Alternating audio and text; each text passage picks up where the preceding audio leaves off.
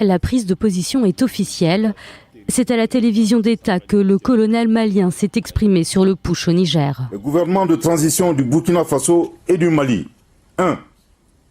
exprime leur solidarité fraternelle et celle des peuples burkinabés et maliens au peuple frère du Niger qui a décidé en toute responsabilité de prendre son destin en main et d'assumer devant l'histoire la plénitude de sa souveraineté. Une déclaration commune avec le Burkina Faso qui montre une solidarité entre putschistes. En effet, les deux pays sont actuellement gouvernés par d'anciens rebelles. Avertissent que toute intervention militaire contre le Niger s'assimilerait à une déclaration de guerre contre le Burkina Faso et le Mali. Je répète. 4.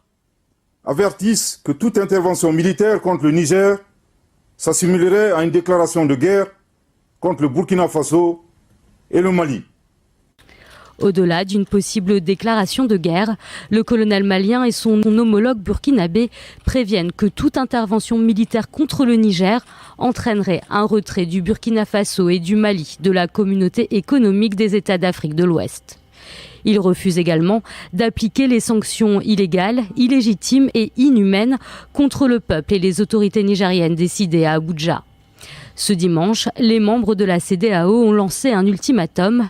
Ils donnent une semaine aux putschistes nigériens pour restaurer l'ordre constitutionnel. En cas de refus, des mesures nécessaires seront prises. Le Mali et le Burkina Faso ne sont pas les seuls à prendre le parti de la junte. Lundi soir, la Guinée, dont le gouvernement est également issu d'un coup d'État, s'est alliée au dire de ses compatriotes africains.